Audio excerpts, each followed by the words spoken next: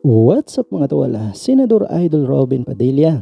Masaya at madamdaming ibinahagi ang masayang bakasyon kasama ang kanyang pamilya na kung saan nga ay sa mga panahong ito ay nasa kalungkutan at pagdadalamhati ang asawa niyang si Mariel Padilla dahil nga sa pagpanaw ng ina nito. Yun yung Oo, kasi umuulan. halika anak, dito ka. Dito tayo, papando tayo dito anak. Si brother. Remember that pain. Ayoko din sa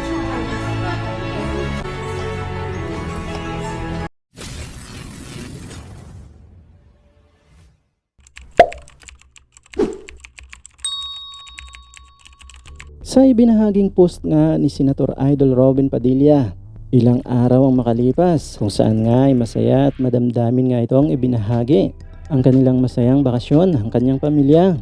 Bagamat masayang nagbabakasyon nga ang magpamilya, ay hindi namang maiwasang maikwento ni Senator Idol Robin Padilla ang pagdadalamhati ng asawang si Mariel Padilla na kung saan nga ay kahit anong gawin niyang pagpapasaya at libang ng kanyang asawa ay bigla-bigla na lang daw itong natutulala at nalulungkot dahil nga sa biglang pagpanaw ng ina ni Mariel Padilla.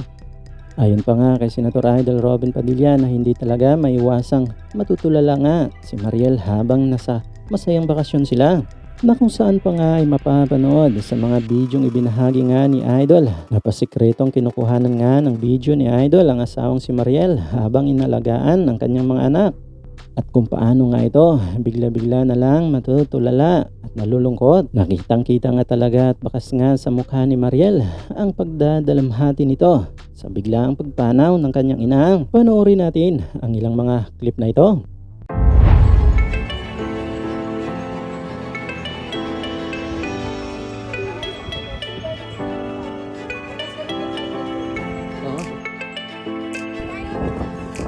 It's okay, Isabella. You're such a sweet daughter. Thank you.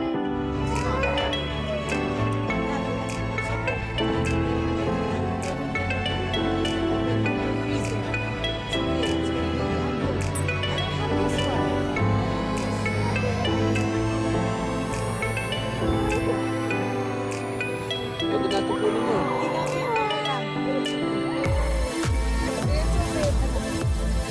Samantala naman kapansin-pansin at ikinabilib naman ang maraming netizen ang ipinakitang pagiging hands-on ni Mariel Padilla sa kanyang mga anak, na talaga namang kahit nasa pagdadalamhati at kalungkutan nga ito ay kitang-kita nga kung paano niya inaalagaan ang kanyang mga anak, na ginagawa nga niya ang lahat para sa ikakasaya at ikakabuti ng kanyang mga anak kahit may pinagdadaanan nga ito, na proud nga itong ibinahagi ni Senator Idol Robin Padilla.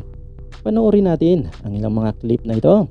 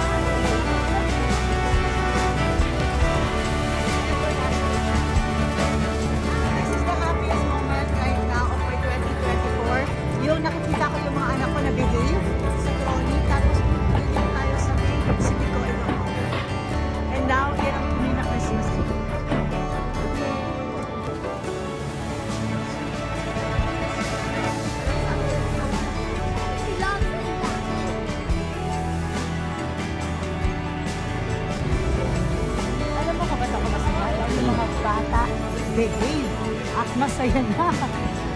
80% ng kaligayahan doon ang nagagawa. Yung 20 yung sa pagsarili. Yung 80 yung okay na sila. Di ba, baby? Kasi hindi talaga nag-cause ng stress ko kung meron hindi okay. Nainis ko yung... Babe, nawala na yung restaurant dyan. Kumain tayo dyan. Hotel dati yan. Tapos kumain tayo dyan. At super niya si Cesar! Oh my God! Ayun na, ayun.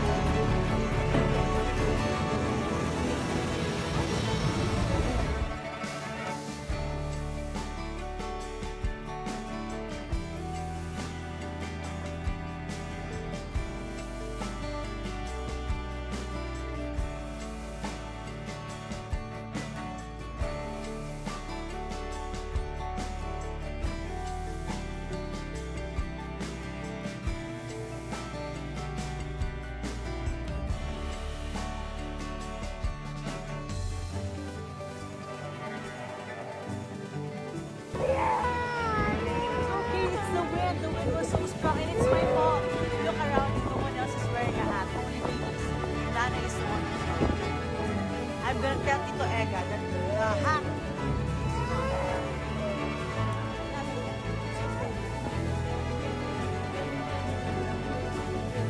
He's there. This one.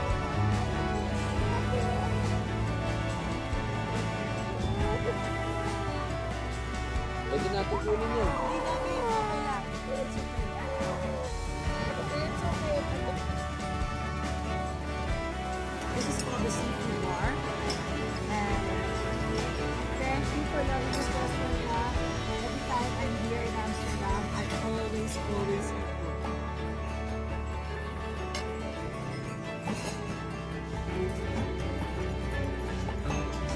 Really enjoy.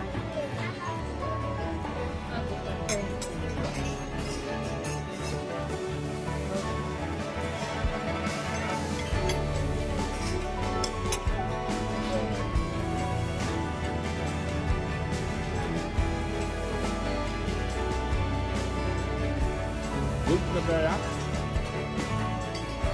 Siguro tapos yung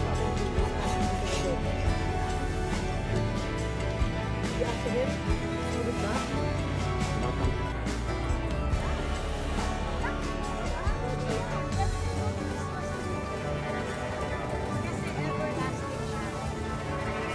This is the happiest moment right now of my 2024. Yung nakikita ko yung mga anak ko na behave sa trolley, tapos dito tayo sa favorite city ko, Ilocos.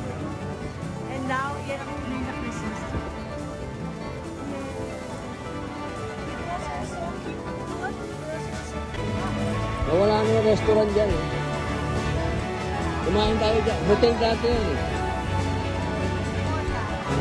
Tapos kumain tayo dati. Chichong.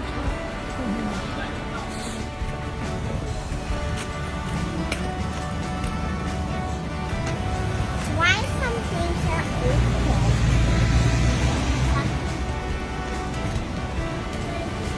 Okay, instead of our usual Saturday movie night, But wait, that's so nice. in the plane you can have phone night. I let you use the phone long time. Okay. Sure. I'm gonna use this. Every time you're in the plane, you can use it. Okay. Why would you not?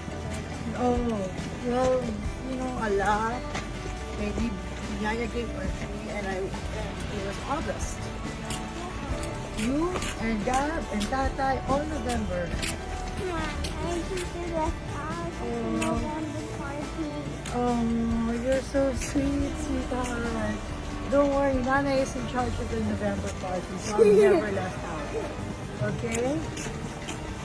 When's your birthday again? August? August 10. January, February, March, That's it.